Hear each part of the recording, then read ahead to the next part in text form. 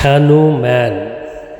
తేజ సజ్జా నటుడిగా తన స్టెమినా ఏమిటి అనేది నిరూపించుకున్నాడు. ముఖ్యంగా ఈ రేంజ్ సినిమాకు తేజ ఏం సరిపోతాడనుకున్న వాళ్ళందరికీ సమాధానం చెప్పాడు.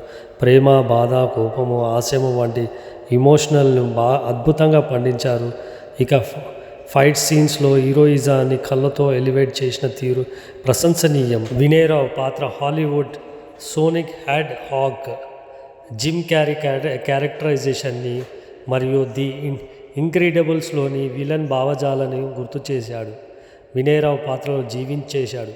అమృత అయ్యర్ అందంతో పాటు అభినయంతోనూ ఆకట్టుకుంది. వరలక్ష్మి శరత్ కుమార్ ఈ సినిమాలో ఎమోషన్స్, ఊరమాస్ ఫైట్తో అలరించింది.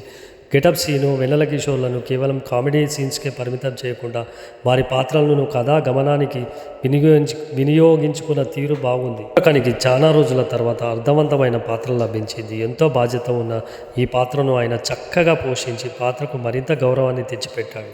దర్శకుడు ప్రశాంత్ వర్మ సాధారణ కథను అసాధారణంగా ప్రజెంట్ చేసిన తీరు బాగుంది.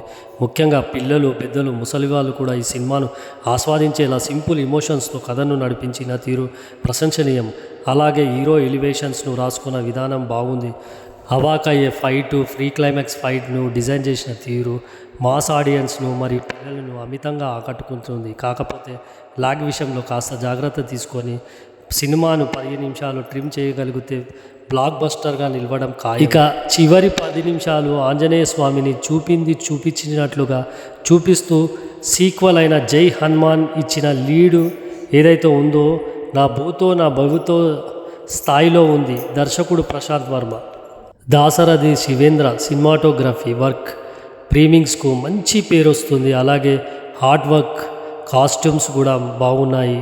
సౌండ్ డిజైన్ విషయంలో ఇంకాస్త జాగ్రత్త తీసుకుంటుంటే బాగుండేది. ప్రొడక్షన్ డిజైన్లో పడ్డ శ్రమ కనిపిస్తుంది. సినిమా ఓవరాల్గా బ్లాక్ బస్టర్. సినిమాకు 3.5 రేటింగ్ ఇవ్వచ్చు.